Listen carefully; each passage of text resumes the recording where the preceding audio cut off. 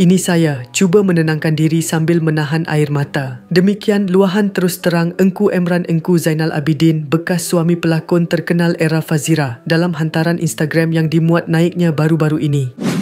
Guys, sebelum kita lanjutkan dengan perkongsian Engku Emran, jom subscribe drama tu.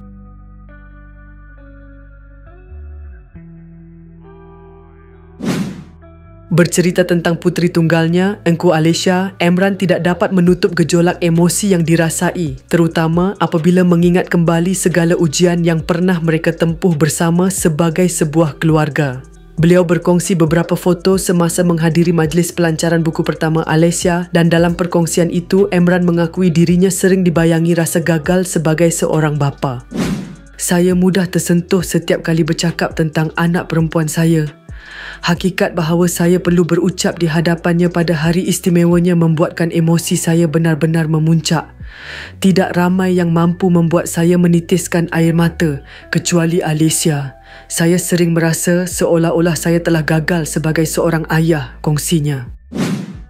Walaupun bersyukur Alisha tidak pernah kekurangan dari segi fizikal maupun keperluan hidup, Emran tetap menerima dengan reda bahawa perceraian adalah ketentuan Allah SWT yang telah ditetapkan untuk dirinya dan bekas isteri era Fazira. Namun, hatinya sering tersentuh apabila melihat keluarga lain yang lengkap, lalu beliau menitipkan pesanan penuh makna kepada pasangan yang sedang berusaha mempertahankan rumah tangga.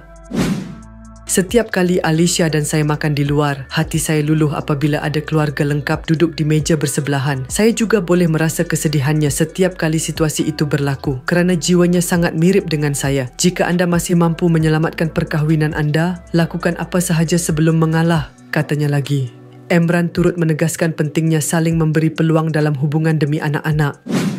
Beri satu sama lain peluang lagi dan lagi. Apapun, tidak mengapa kerana anak anda layak menerima segalanya. Jangan mudah menyerah kerana percayalah anda tidak mahu memikul kesakitan yang saya rasa. Saya benar-benar berdoa agar Allah SWT memudahkan dan meringankan segala kesulitan dan kesakitan bagi setiap yang membaca ini. Semoga anak-anak anda membesar dengan jauh lebih bahagia daripada anak saya, Alisha. Allahumma amin, tulis Emran. Untuk makluman, Engku Emran dan era Fazira mendirikan rumah tangga pada 25 Oktober 2007 sebelum berpisah pada 17 Februari 2014.